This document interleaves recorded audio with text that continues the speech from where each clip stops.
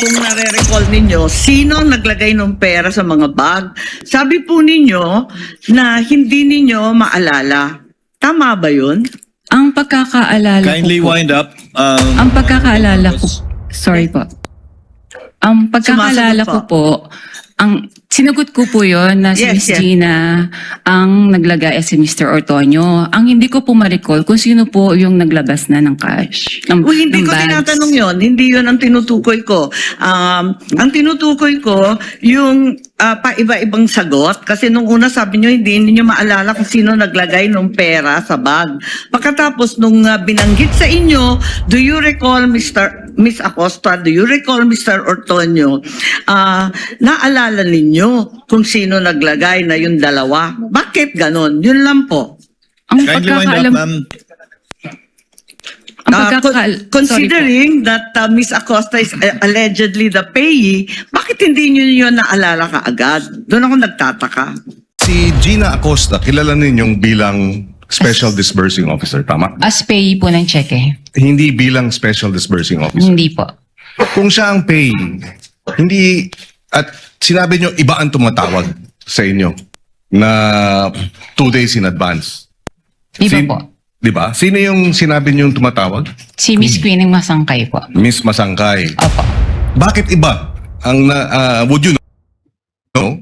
Bakit iba yung payee, iba yung tumatawag? Wala po kang idea kasi it's under the agency po kung sino pong gusto nilang gawing payee po. Pero bakit si Masangkay ay kilala mo? Nagpakilala siya? Did you meet each other? Na-meet ko po siya kasi po nung bago po sila mag-open ng account po sa amin, so nag-visit po sila sa branch. Okay, so you knew her personally and therefore siya ang tumatawag. Pero ang payee ay si Miss Gina Acosta. In other accounts, would you know or would you have experience na ganun din? Iba yung payee, iba yung tumatawag? I suppose yes, no? Wala po akong idea. Okay, okay. Doon sa nabanggit niyong first time ang ganyang kalaking halaga, kaya sabi niyo unusual.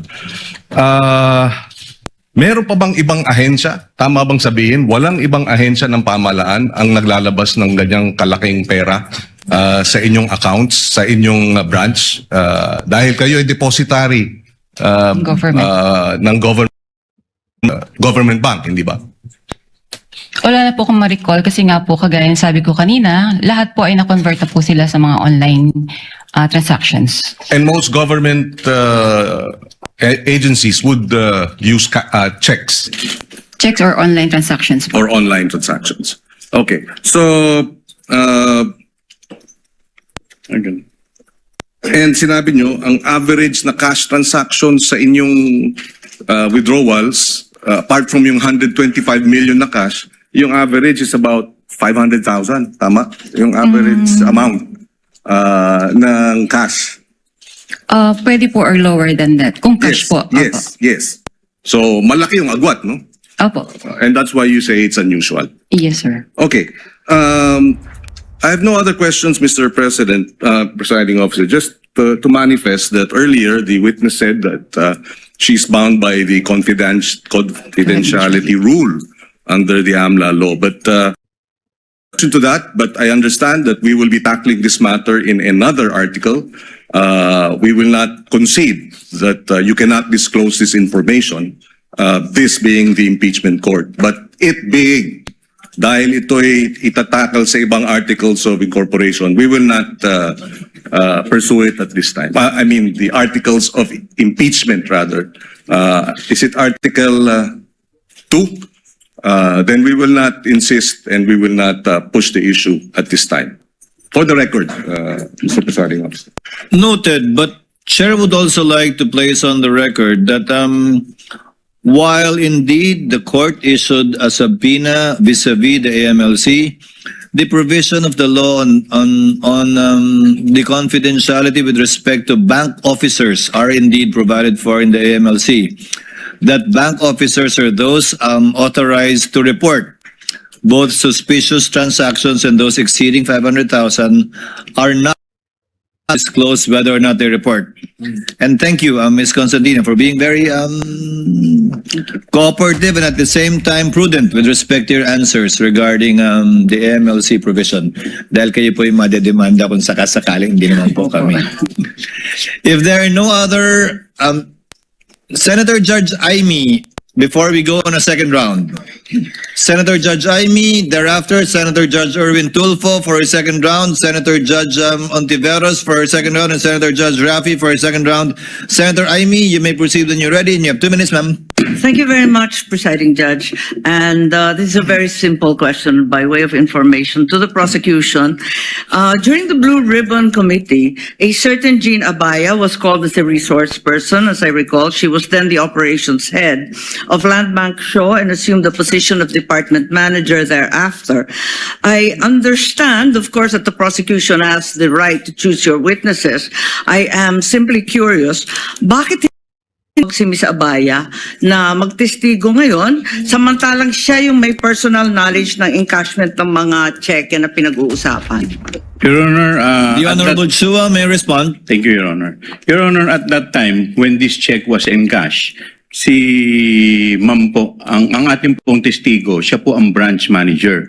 Hindi po yung nabanggit po ninyo. Yes, alam ko na siya yung branch manager, pero yung operations head at that time, si Jean Abaya. As a matter of fact, she was even able to say that the entire amount of the checks was withdrawn each encashment. So, ang lumalabas doon sa House hearing, kung naaalala kong maigi, si Miss Abaya ang direktang nakipag-deal kay Miss Acosta, di ba? Your Honor, kung maririnig po natin yung kanyang salaysay, siya po kasi yung nakikipag-coordinate sa OBP. Siya In fact, nakikipag-coordinate or sino ang direktang nakikipag-usap kay Miss Abaya? Kung ganon. Kay Miss Acosta, sorry. Di ba si Jean Abaya? Pwede po Yun ang akong sumagot. pagkaintindi ko doon sa House hearing eh. Pwede po akong sumagot. Yes, please. Si Jean Abaya po, siya po yung next in rank noong ako po ay branch Siya manager. yung? Next in my rank. Oo, yeah. Opo. Pero siya ba yung direktang nakipag-deal kay Miss Acosta ng DepEd? Ako po ang direktang sa OVP po. Nakakapagtaka lang kung bakit nung House hearing, si Miss Abaya ang siyang nagsabi ng direktahan na yung entire amount ng cheque was withdrawn each encashment. Hindi po kayo. Ba't nagkaganon? Your Honor, bali po si Gina Baya po ang naging incumbent manager. Siya po yung pumalit sa akin as branch manager. So at that time, tinanong po nga siya. So since operations manager po siya, aware din po siya sa transaction. Pero natanong din po siya kung sino ang direktang kumakausap sa cash division Okay. staff. So kaya po ako napatawag. Kayo yung direktang nakipag-usap? Opo. Kahit siya ang nag-attest na talagang buong amount ang withdraw. Ganun ba? Aware naman po siya sa mga transactions din po sa branch. Okay, maliban doon, Ms. Constantino, nung House Blue Ribbon, narinig ko, nung tinanong ni Congressman Luistro, sino ang nag-withdraw ng pera at linagay sa mga bag, nung una, sabi niyo, you didn't recall. Matapos noon, medyo may leading question si Congresswoman noon eh. Kasi ang sabi, do you recall Miss Acosta? Do you recall Mr. Ortonio? Bigla ninyong naalala si Miss Acosta at si Mr. Ortonio. Tama ba yun? Ba't nagkaganon? Nung una, hindi ninyo maalala. Pagkatapos nun, naalala na ninyo. Pwede ko Ano po ba talaga ang naaalala ninyo? Para klaro tayo. Pwede po ba nating balikan po kung yung transcript po talaga? Kasi baka po, mamaya, baka lang po, I'm sorry, may iba pong issue before. Tapos po natanong ako kung bakit ko po kilala yung dalawa.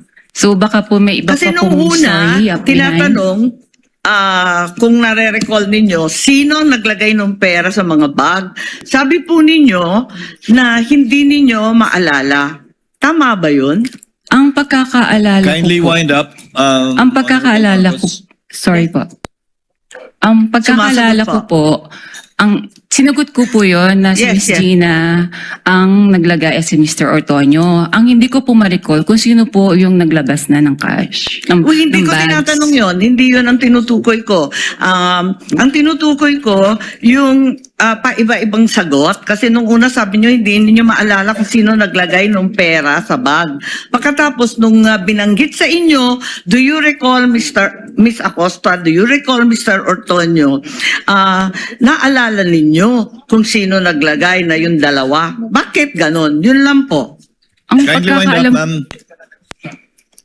ang pagkakaal- Considering that Miss Acosta is allegedly the payee, bakit hindi niyo yun naalala kaagad? Doon ako nagtataka. Wala po akong matandaan na sinabi ko na hindi ko ma-recall po yung naglagay ng pera sa bags. Ang alam ko po, nare-recall ko kung sino po ang naglabas ng bags.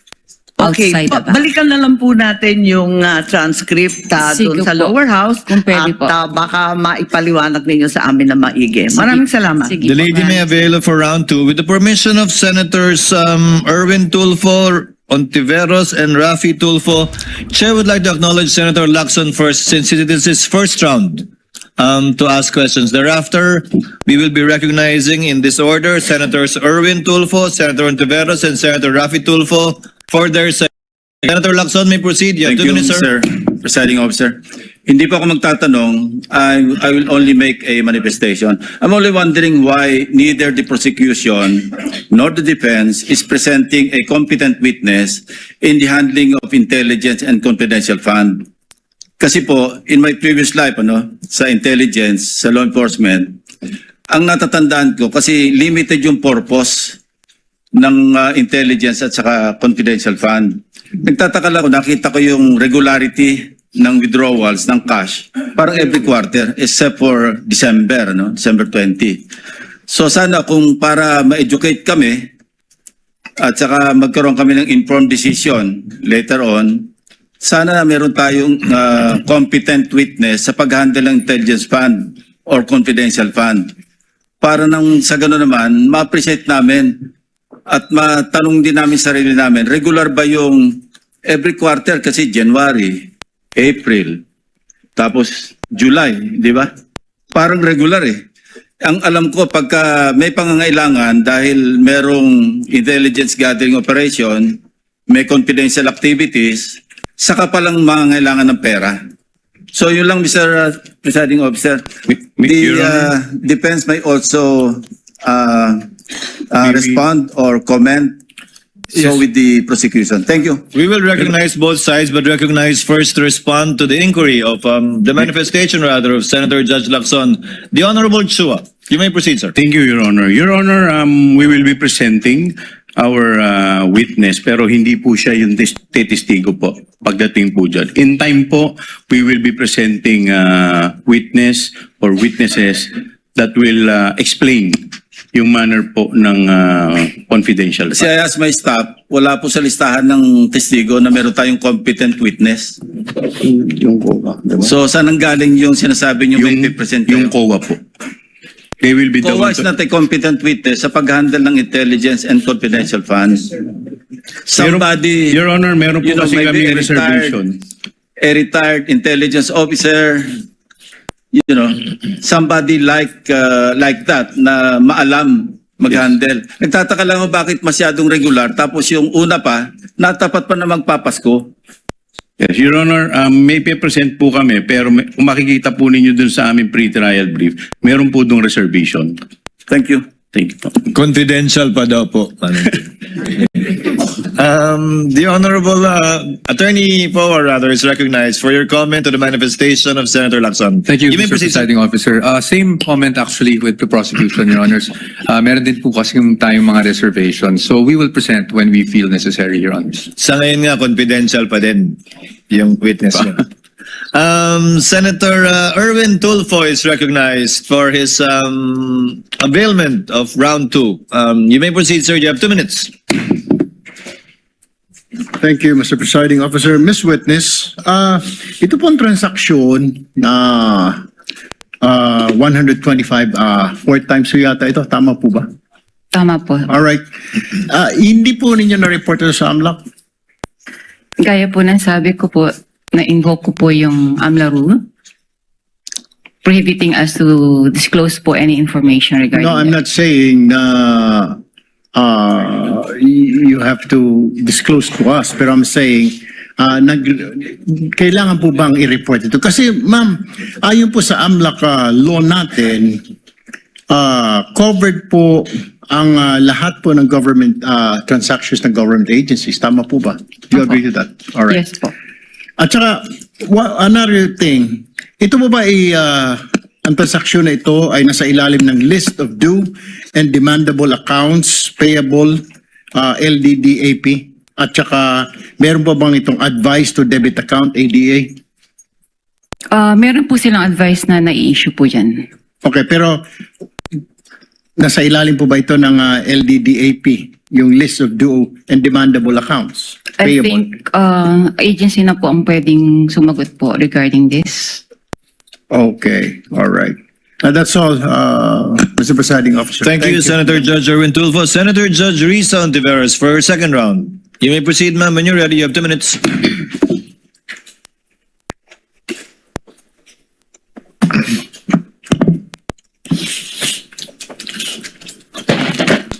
Salamat po, Mr. Presiding Officer. Madam Witness, yung unusual pa rin, bago ibang tanong. Kanina sa prosecution, involved limit. Magkano po yung cash involved limit Sa branch po sa namin. branch ninyo? Oh, pwede ko bang hindi sagutin po yan for security? All right. Then hindi ko itatanong yung follow-up question doon. Ito na lang. Sabi po ninyo, wala ang branch ninyo ng ganyang amount. Kung pwede nyo sabihin, magkano po ang halaga na meron ang branch nyo?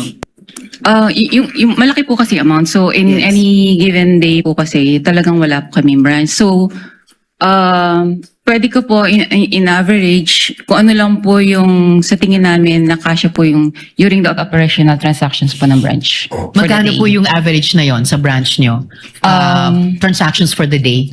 For us, mga ano po, maybe, mga 20M po. 20M. So ito pong 125 million ay times 6 po dun sa average na transaction sa branch nyo in a given day. Apo. Okay. And then, sabi nyo rin po kanina sa prosecution, kailangang tawagan ang cash center ninyo para i-transact yung amount. Magkano po yung floor ulit na halaga para kailangan yung tawagan ang cash center ninyo? Any cash requirements naman po ay tinatawag namin sa cash center po namin for assistance. Okay.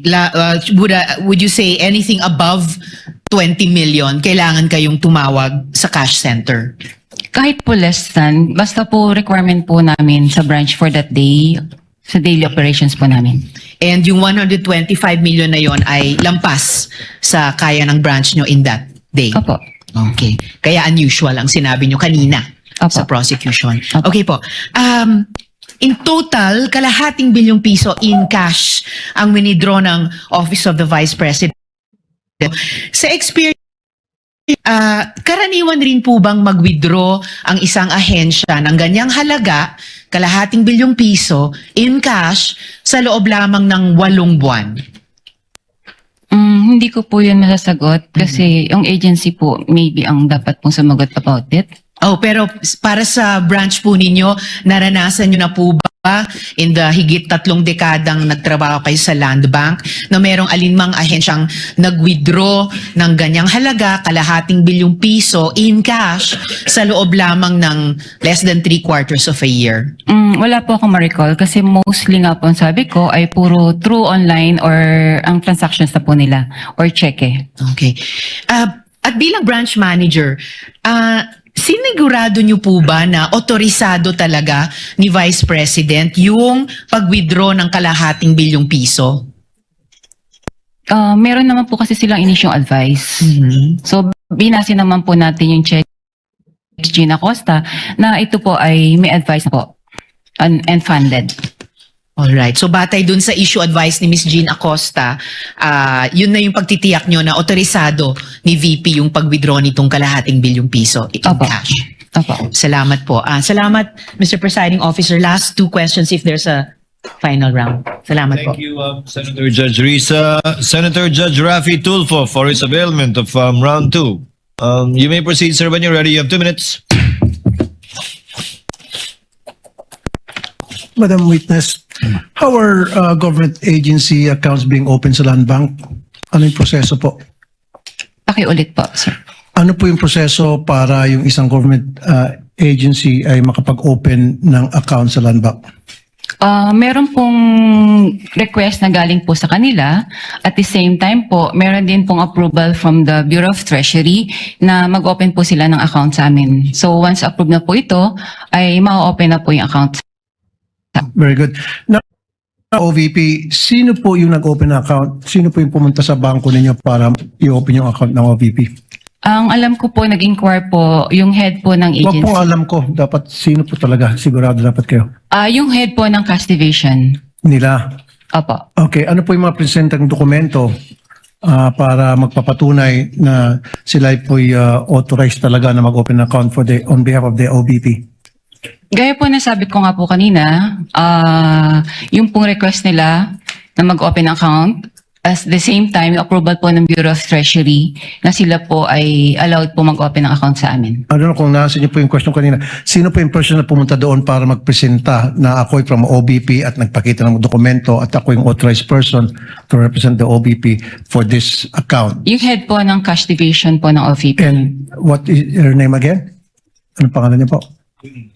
Hindi ko na po ma-recall yung head po. Yung isa po kasi staff niya po yun, Okay. si Miss Queenie. So pagdating niya po doon sa bangko, meron po siyang sigurado akong binabanggit ng mga taong point person na para pumunta sa bangko para mag-withdraw at sino yung mga signatories, etc. Tama? Pakiulit po ang tanong, Your Honor. Kasi po yung sa cash division, hindi mo na maalala ang pangalan ng tao ulit? Yung head ng cash division, hindi ko na po ma-recall. Okay, sige. Yung head ng cash division, pumunta doon ng open account. So, doon, nagkakaroon na agad ng arrangement para sabihin sa inyo na ang pwede lang mag-withdraw ay si ganito at kasama si ganito. Wala pong ganong arrangement. Wala. Wala pong ganon. O dapat mayroong arrangement para malaman ninyo kung sino yung point person ng OBP para tumawag sa inyo at sino kayo nagde-designate ng point person to coordinate from the OBP to the Land Bank.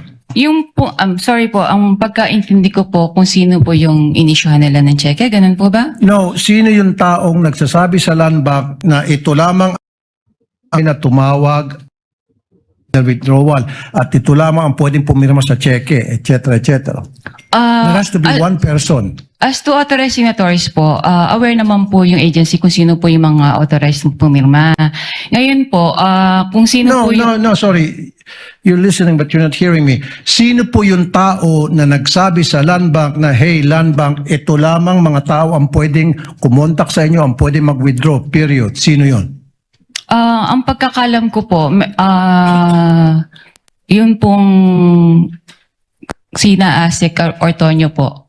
Sina Tsaka po ASEC. sila po kasi yung officers po ng So did they OVP. go personally sa Land Bank or through telephone lamang? Sa pagkakaalala ko po, meron po silang written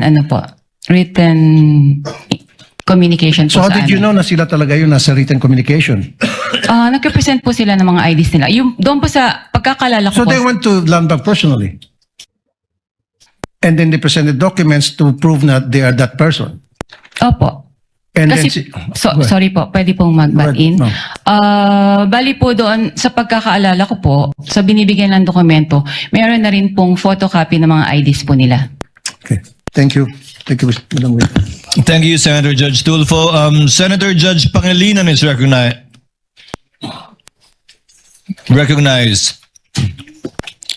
for its round 2 availment. You may proceed, sir, when you're ready. You have 2 minutes. Thank you. Yung cheque na winidraw o pinisenta sa inyo December 20, 2022, tama? Ang date? Opo, December 20, 2022. kinuha yung pera on the same day, December 20. Opo. So, kung sabi nyo kanina, unusual yung malaking halaga. Unusual din, o usual ba yun? Yung ganung halaga, same day din i-withdraw? Ganon? Bali nga po, Mabilis ba yun? may prior notice po sila, ang agency, na meron silang magkakaroon po sila ng ganong encashment. So as to 2 days date- before? Opo. So, yung pong December naman po kasi, pwede naman po nilang gawin yan on the same day. Kasi po, pag December, merong regulation naman po ang Bureau of Treasury. Kapag po December, hindi na po natin siya inihintayan 24 hours or to 48 hours na ano po. Yes, so na but if you grace period. combine both, the huge amount, which is unusual, and the same day dated check Transaction. and the same day withdrawal, is that usual?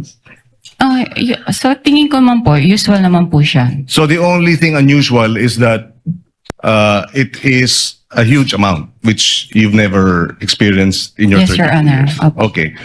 And so tinatawag sa'yo 2 days before kahit hindi pa handa yung cheque. Hindi ko na lang po Oh, alam kasi sa 2 side days- nila. Opo. 2 days before, oh yeah. Pero posible, no, na 2 days before, December 18, 17, hindi pa nahahanda yung cheque, pero ihahanda nila, pininotify na kayo. Opo. Okay. Maraming salamat. Thank you. Thank you, Senator Judge Pangilinan. Senator Judge Ontiveros, for the final round, for your last 2 questions, I believe, or no more? No more? If there are no other interventions or interjections from the senator judges, the presiding officer would like to excuse you already. Ma'am Violeta Constantino. Thank you. Thank you very much, ma'am, for your time. Salamat po sa inyong kooperasyon. Magandang umaga po. Mananghalian po muna kayo dyan bago kayo umuwi.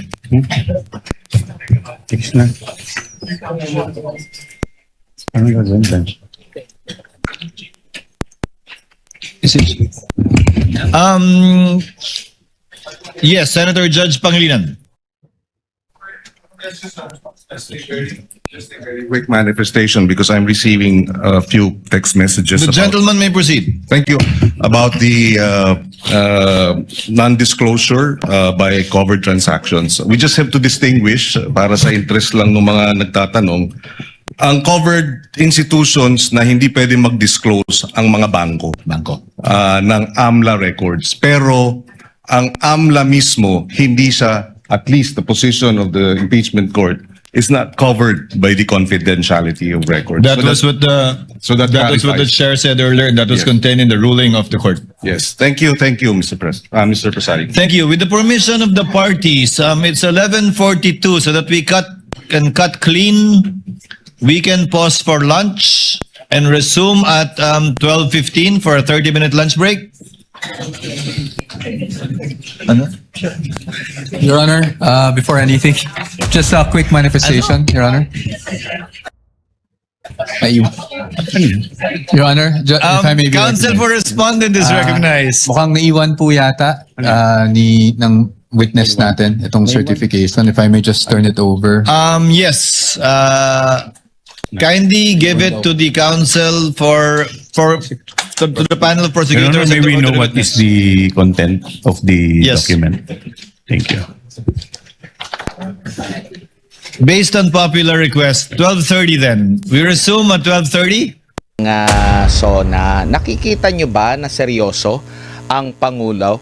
Ang puna ni Senator Marcoleta parang hindi mabigkas, hindi mabanggit-banggit yung pangalan ng kanyang pinsan. Pinsan lang, tapos hindi mo alam kung seseryosohin ba na sasampahan ng kaso at ikukulong ba talaga? Kasi pwede naman magsampa ng kaso na hindi naman mabigat. Ano ba masasabi nyo po dito, Prof? Well, Admar, kung after 1 year, nasa investigation level pa lang, ako'y nagdududa rin, no? Nabanggat mo si Senator Marcoleta, immediate yun, no? Pinesenta niya ang sarili niya, sabay, may warrant of arrest na at nakulong na, no? Si Senator Marcoleta, ukol sa campaign donation, si Speaker Martin Romualdez, tungkol sa ilang budget from 23 to 25 at ang total nun almost 1 trillion. So hindi mo maintindihan kung bakit mabilis sa iba na kritik at dahan-dahan sa kapamilya. So yung paggamit ng kanyang presidente ako hindi sa pamilya, again, it's a license in terms of coining something that the public may want to latch on, no? At hawakan yon na ibang klaseng pangulo siya, pero ngayon na lamang yan at hindi noong simula ng 2025 nung nasabi niyang mahiya naman kayo. Pangalawa, akala ko sasabihin niya na file na ng kaso, pero hindi ganon. Kung titingnan mo rin, inuna niya yon to get away from it. Ito na yon, let's move forward. Parang yung pagkaka-structure ng speech niya, he talked about the elephant in the room, which is brought about by his campaign na mahiya naman kayo, so that he can say, let's move forward. So nakita naman natin, sunod-sunod yung kanyang pagsasabi o pagbibigay ng resibo sa mga nagawa. At kapansin-pansin, parang hindi yata niya nabanggit na pinsan. Kaya nga ito yung kinwestiyon ni Senator Marcoleta na ang daming dating speaker, no? Hindi niya mabigkas. Tapos ito pa, Prof, no, basahin ko lang, no, yung kanyang nabanggit kahapon. At dumating na tayo sa punto na ayon sa Ombudsman ay malapit na ang paghahain ng patong-patong na kaso laban sa dating speaker. Masakit man sa akin ito, ngunit kailangan natin gawin ang tama. Now, ngayon, ang tugon naman dito ni dating Speaker Ferdinand Martin Romualdez, gumamit din siya ng salitang masakit. Sabi niya rito, quote and quote, masakit man ito sa aming pamilya, iginagalang ko ang pagiging pahayag ng Pangulo. Now, ngayon, kung ito'y nabasa ng ating mga kababayan, talagang nagkakaroon sila ng pagdududa na baka scripted lang ito. Kasi alam naman natin, ang SONA, pag ikay nabanggit dyan, negative o positive, malaking epekto yan sa imahe mo, either negative or positive din. Pero ganito, kumbaga mabanggit ka nito na sasampan ka ng kaso, di ba? Parang naaayon ba ang tugon sa mga pahayag, Prof? Admar, ang dating sa akin, nagsisignal na siya kaya kung titingnan mo yung naratibo, may inintroduce na isang tao, yung mayordoma, na siya daw yung tumanggap ng pera. So, makikita natin unti-unting nagpapakita na walang alam si speaker, hindi niya natanggap yung pera. So, tingnan natin how it will evolve. Hindi pa naman ito tapos. Ang akin lamang, sana harapin na nila yung katotohanan. At pangalawa, hindi lang naman si speaker yan marami pang mga nasa ilalim ng Office of the President, katulad ng Executive Secretary, yung pamangkin ng Executive Secretary, yung dating DBM Secretary, yung dating Undersecretary ng DepEd. Magtataka ka na parang tinutuon na lamang kay speaker, samantalang yung mga kongresista na merong pag-aari at conflict, yung kontratista sila, ay hindi na nababanggit, no? So makikita natin, akala ko he will make public, si Presidente will make public the report of the ICI. Wala rin siyang sinabi doon. Akala ko gagawin public yung partial report ni Senator Lacson. Wala ring nasabi doon, pero unti-unting lumalabas online yung recommendation ng partial report at makikita natin may mga personalities na hindi naman nababanggit o hindi napapailan. Kumbaga, Admar, kung ganong kabilis ang paglagay sa kulungan ni Senator Marcoleta at pati yung mga donors ni dating Congressman Mike Defensor, ganun naman kabagal itong talagang may principal role sa gadambuhalang pondo na nawala sa ating bayan. Kaya rin po ba ay nagtataka, Prof, na nawala na yung mga katagang dahil kay Speaker? Bakit wala kayang nagdepensa dahil kay Speaker? Oh, well, hindi kasi maintindihan siguro ng mga mambabatas at nakita mo ha, walang pumalakpak nung sinabi yan. Tahimik na tahimik ang audience, no? Sa tingin ko, hindi nila alam kung gaano kaseryoso. Mas mabuti pa siguro tumahimik na lamang sila para hindi sila masama. Makikita mo hindi pantay ang batas dito sa usapin na ito. Sinasabi rin na sa 18 Marines na sinasabing dating aide ni Zaldico, ginamit yung kanilang testimonya laban dito sa kay Speaker. No? Ngayon, umusad naman yung kaso laban dito sa 18 mga ano na ito, kumbaga 18 mga Marines, dating Marines na ito, dating mga sundalo po. Prof, parang hindi yata nagtutugma kung kakatigan, gagamitin, tapos masasampahan ng kaso. Same lang din naman.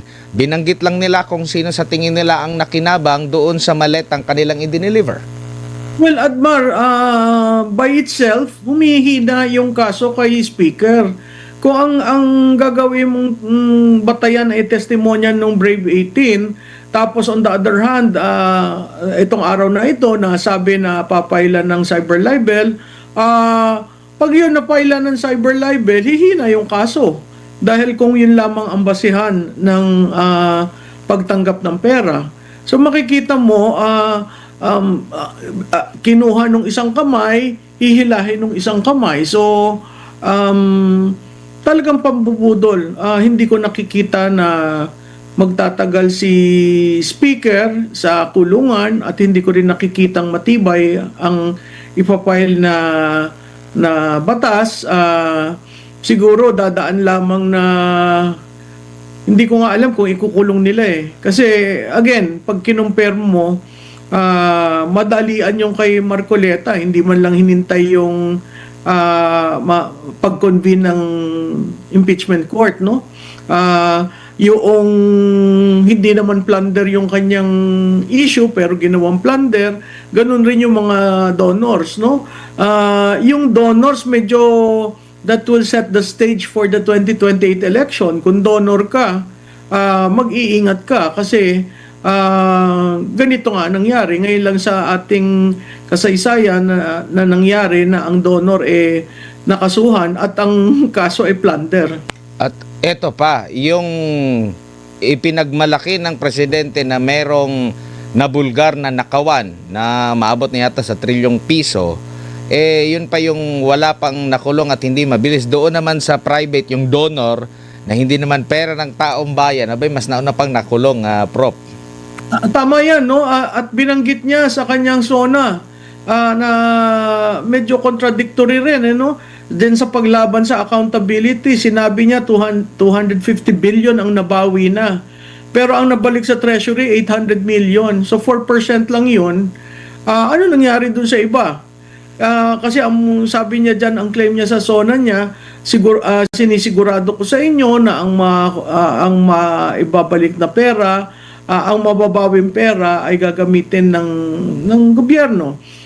Kung yun pa lamang, 250 billion pa lang ang nababawi at 800 million lamang ang nabalik sa Treasury, anong ibig sabihin nun? Na napaka-bagal at hindi mo maintindihan itong anti-corruption campaign niya. Opo, correct lang, Prof, no? Kasi dito sa script sabi niya rito, halos 25 bilyong piso ang halaga ng nabawi, frozen, at napreserbang mga pera at ari-arian ng mga akusado. Ang mahigit 800 milyong piso dito ay agad nating naibalik sa Treasury. So, hindi sa 250, parang 25 billion, pero doon sa 25 billion, 800 lang yung agad. Bakit hindi agad yung iba, Prof? Oo. Yun nga ang tanong eh. So, kung may nabawi ka, isa pa rin babantayan ng taong bayan, yung nabawi ba na i-deposito na sa Treasury? O nandyan lang pakalat-kalat at may ibang nang nagkaka-interest? Opo. Dito naman po sa survey po ninyo sa Publicus Asia na mga primary concern talaga no, ng ating mga kababayan, tumutugma ba doon sa pagtugon na nabanggit sa SONA ng Pangulo? Oh, alam mo, Admar, yung personal na issue ng respondent, corruption 30%. Ang ekonomiya more or less around 15 to 18%. Yun yung individual. Pero pag naging household, lumalabas rin ang corruption mahalaga at saka ang recovery ng Philippine economy. Makikita natin doon walang klaradong economic plan kasi nagpo-function pa rin tayo sa COVID level eh. Ilang taon na nakaraan ang COVID pero hindi tayo nakakaangat. Biglang dumating ang gera sa Iran, medyo lumakda tayo, nagkaroon ng isang plano, pero hindi naman immediate na nagawa yung mga dapat magawa. Ngayon, sinasabi, aalsin yung sa Meralco na Systems loss. Systems loss. Tapos sinasabi yung Amyenda ng IPIRA. income tax, yung EPIRA, etc. Nagkaroon sila ng anong tinatawag doon? Yung uphill, Uplift. uplift. Meron siya lang uplift. Pero kung titingnan mo yung unang element ng uplift, it took them 4 months to 5 months. Yan yung VAT sa LPG. No? Walang ginawa sa excise tax para mumura ang presyo ng gasolina. Hindi nagkaroon ng price freeze para sa mga basic commodities, no? So, makikita mo, it's one thing to claim na ito ang mga resibo sa nagawa ko, and it's another thing to really ask Juan de la Cruz, naramdaman nyo ba? No, so kung babalasahin mo, titingnan mo yung mahaba. I think this is the longest SONA he has made. Maraming datos, kaya nga ang sabi ko, kailangan ma-fact check para natin maintindihan, lalo-lalo na sa aspeto ng edukasyon, no?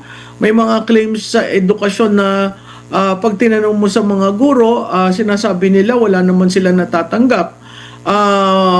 Meron rin diyang claim tungkol dun sa ating disaster preparedness na may hub and spoke at marami ng lugar na pwedeng pangsagip sa mga tao pag nagbabaha. Pero yun, kailangan nating tingnan. Kasi ang tanong ko, bakit ngayon nyo lang yan sinasabi? Dapat sinabi yan ng spokesperson mo para naiintindihan ng tao na, may nagawa naman pala, ito yung nagawa. Ang problema, yung spokesperson kasi ginamit parang attack dog, parang pangsisi at i-blame ang mga Duterte. Kaya may problema tayo dun sa trust at saka sa approval eh. Ang approval ng presidente, sumasadsad. Ang approval ng kabinete, sumasadsad. Ang trust ng presidente, talagang pababa, no? So makikita natin na dyan sa SONA, marami siyang resibong binigay at kailangan tingnan natin kung totoo. Opo. And dito po sa issue po ng IPIRA, system loss, lalo na sa IPIRA, no? Ang punto na pinakamahalaga na kailangan ng taong bayan itong ganito, lalo na yung pagsuspindi sa VAT, nung panahon ng unang part ng pagsiklab ng Iran at US-Israel na giyera, na yun talaga yung hinaing nila pero hindi nagawa. Kung nagawa man, doon lang sa LPG, sa kerosene, pero ang hiling talaga ng ating mga kababayan doon is yung diesel, yung gasolina na napakataas ng itinaas. Kung hindi nagawa doon, maniniwala ba tayo na magawa na isang batas talaga, maamyendahan talaga, considering ang kalaban mo rin dito is mga oligarch din na Prof. Admar, alam mo, mahirap yung IPIRA. Simula nang naisabatas yan, ang pagka-recall ko, wala pang 6 months upon signing, may mga nagsasabi ng kailangang i-amenda. At every kongreso, whether first session or third session, ina-attempt na maamendahan yan pero hindi natutuloy. Katulad nga ng sinabi mo, medyo mabigat yan ang labanan. Dati isang pamilya, ngayon medyo na-break na yan into several phases pero nandun pa rin yung issue na iaalaw ba yan, lalo na yung systems loss kasi malaking pera yan na pinapasa sa consumer para makarecover ang isang distributor at saka generation firm, no? Kung titingnan rin natin, klarado sa resibo ng Meralco, may mga nakapatong doon na parang ginawang collection arm ang Meralco ng gobyerno. Na andyan na yung pagtulong sa senior citizen, sa lifeline, sa fit tariff, sa renewable. So kinukolekta ng Meralco yan yan ay nasa batas. Kaya nga ako nagulat, kinukolekta ng isang private arm para sa gobyerno. Kaya lumobo marami kasing naka-insert doon na maraming dapat gobyerno ang gumagawa. Pero hindi natin napuna. Ngayon nakita natin dahil diyan sa gera sa Iran at nakita natin dahil ang gastos ng elektrisidad kaya nagtaasan. Kaya nagdududa yung ating mga kababayan kung sincero ba ang administrasyon ngayon sa mga pinagsasabi nito sa SONA. Kasi isa sa mga supporter talaga nito, maalala ko, Prof, ay itong pinakulong nila na si Senador Rodante Marcoleta. Now ngayon, papalapit na matapos na ang termino doon na nabanggit. Now ngayon, ang sabi naman ng DOE, para daw mawala ang system loss, kailangan ng at least 1 taon. Alam mo yan, kasi lilinisin yan sa books Mahirap mong i-compute yung system loss kung aalsin ng buo. Kasi pwedeng hindi pa nare-recover ng Meralco yan, no? Tama ka, no? Yan isang legislation advocate dyan si Senator Marcoleta from the House to the Senate at nakita naman natin during the start of the war dun sa mga hearings na ginagawa, no? Parati niya sinasabi, alsin na natin ito, gawin na natin ito. Unfortunately, hindi naman certified ng Pangulo at narinig natin noon kay dating kalihim ng finance na mahirap, he will never agree with the removal of the VAT, no? So, makikita mo from that time on na nagkaroon ng gera till now, parang wala pang pag-aaral na ginawa para malaman kung saan, kukunin just in case maalis.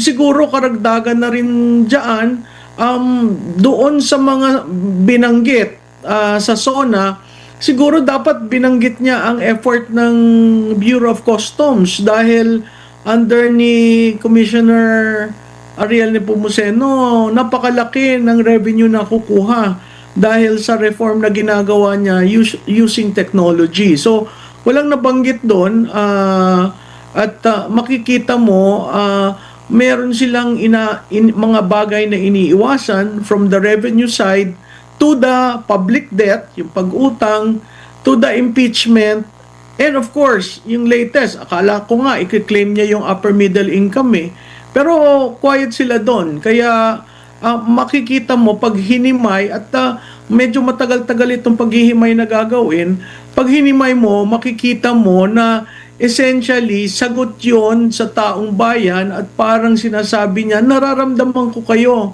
In fact, ito nga ang ginagawa ko.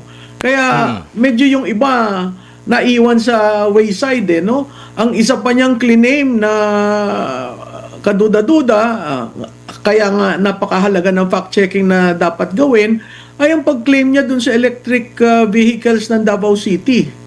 So, apart from Marcoleta, claim niya rin yung sa Davao City na yun naman ang Davao mismo, ang syudad ng Davao mismo ang may programang ganun. Pati nga yung sa issue ng nuclear, matagal na ito eh. Lagi kong Oo. na-interview si Congressman Cuangco. Naiinis na nga siya kasi ang bagal daw ng gobyerno. Merong napag-uusapan, nare-raise sa SONA, tapos yun na naman, balik na naman.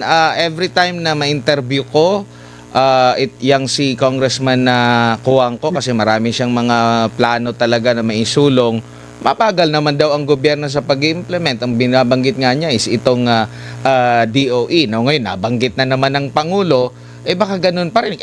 Nasa na tayo, last 2 minutes na, kumbaga, sa termino ng Pangulo. Kaya napagdududahan yung kung sincero ba ang mga pahayag ng Presidente sa kanyang SONA, Prof. Oo, Admar, yung tama ka dyan, yung Bataan Nuclear Power Plant, dinicommission na nila. Tapos nagkaroon ng hearing sa House yan, nagkaroon ng proposal. Nung panahon ni Presidente Duterte, may EO pa nga to study the commissioning, no? Alam mo, ang problema dyan kasi yung local na pamahalaan ng Bataan, ang interest nila, gawing data center yung lugar na yan. Kung saan merong, wala na kasi yung uranium doon eh. So, gagawin sana nilang data center para mauna na data center sa bansa. Isa sa mga. So nakita natin yung sincero ba talaga, kasi dun sa energy mix, hindi mo naman basta sasabihin na lang na ganyan kung hindi na pag-aralan. So makikita mo ang isang bagay na nakagulat sa taong bayan ay yung yung space. Rocket. Yung spaceport. No, magkano ang gagastusin diyan? Hindi pa naman wala pa yung blueprint eh. So I don't understand why it is very important for us to launch that program, considering mas marami pang importanteng bagay kisa sa pag-launch ng spaceship, no? It doesn't make us any less Filipino kung wala tayong spaceship program, kasi hindi naman expected yan sa isang bansang katulad natin. Pero para bigyan mo ng spasyo sa iyong SONA, at alam naman natin it takes a while, considering this is your 5th SONA, na dito mo lang mailalagay lahat yung mga plano at mga elemento ng plano, dahil pagdating mo sa 6 mo, tying up na yan, nagpapaalam ka na. So, practically, itong mga linista na wishlist niya, asahan natin hindi yan mangyayari.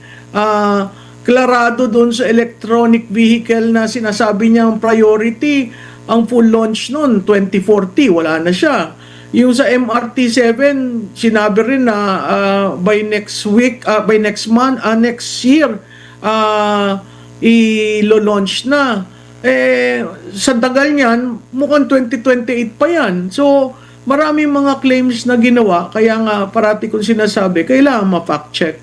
Sabi nga ng mga commenter kanina, kasi kasabay niya, next month, magtataas yung pamasahe ng eroplano.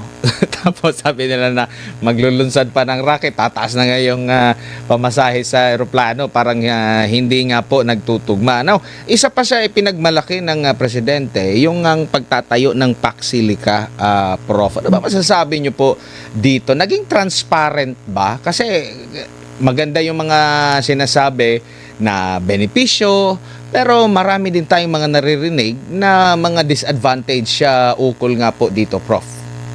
Oo, Admar, yung sa PAC Silica, medyo pinasadahan lang eh. Wala namang masyadong, parang ginagawang pagbenta yung AI, yung minerals, pero hindi sinasabi na ito ay 99 years, ito ay lupa ng mga Ita, no?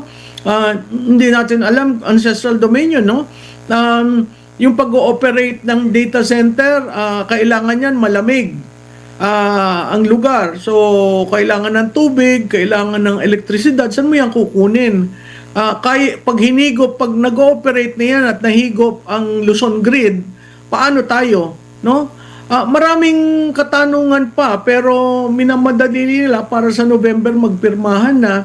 Ang isang controversial dyan ay yung diplomatic immunity na hinihingi ng Amerika doon sa kabuuan ng Paxilica. At makikita naman natin per the BCDA report, ang locators parang isa pa lang, no?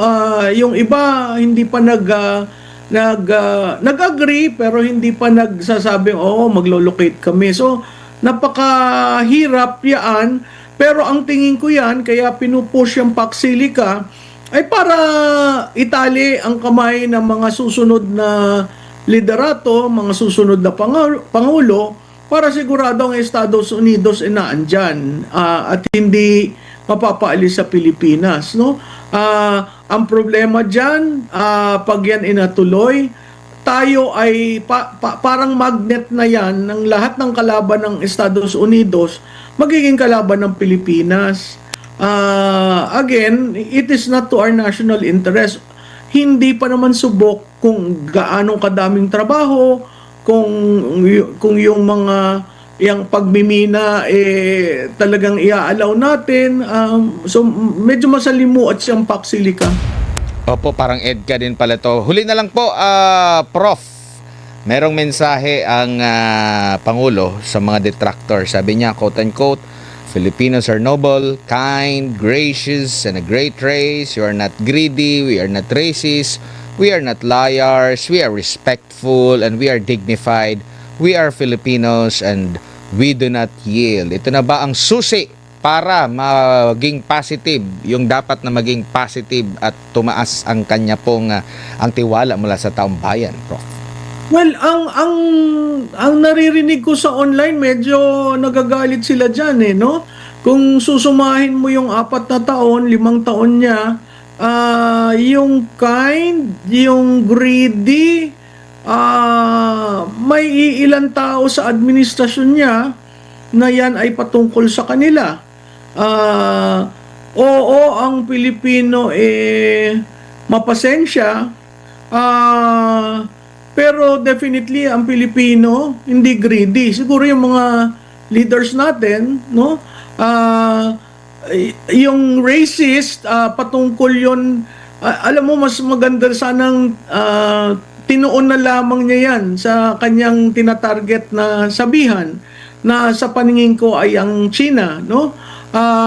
Para mo akuin, kasama ka, at kasama ng lahat ng Pilipino, medyo hindi naman tama yun kasi ilan lang sektor sa atin bansa ang question dyan sa China. Madali naman mapag-usapan yan bilaterally kaso may mga ilang tao na ang gusto talagang gigilan at labanan. Alam mo, nung binanggit niya yan, pumasok sa isip ko ang ginagawa kay BP Sara. Kung iyong uulit-ulitin yung mga salitang yan, ang magiging tanong ko, ba't mo na ganun si BP Sara? Ba't mo na ganun si Senator Marcoleta? Ba't mo ginanon si Mike Defensor at yung dalawang totally private individuals, no? Parang kabaliktaran ang kanyang mga pagtuon pero nagamit niya dahil tayong lahat. I take exception to that kasi hindi naman totoo yan. Baka mas gusto niya yung pinupuri siya ng mga leader ng mga ibang bansa, mabigyan siya ng magagandang mga salita, tapos ending patawa ng mas mataas na taripa. Oo, no? Mas matindi yun. Pagkatapos masahihin ang ego niya ni State Department Rubio, bigla nga nagkaroon ng taripang ganyan. At nakita mo naman, hindi umalma. Walang protest na nangyari. So, tapos yung sinabi ng mga Amerikano na questionin nila ang ICC, nakita mo naman ang sabi ng spokesperson niya. So, may mga pitik-pitik siyang ginagawa sa mga Amerikano, siguro hanggang doon lamang dahil makikita mo how we are in deep with the Americans under this administration. Prof, maraming salamat sa iyong oras. Ngayong 10 oras ng gabi sa uulitin. Ingat po kayo. Salamat, Admar. Magandang gabi sa inyong lahat. Maraming salamat si Professor Malutiquia, isang political analyst tungkol nga po dito sa assessment sa naganap po na SONA kahapon ni Pangulong Ferdinand Marcos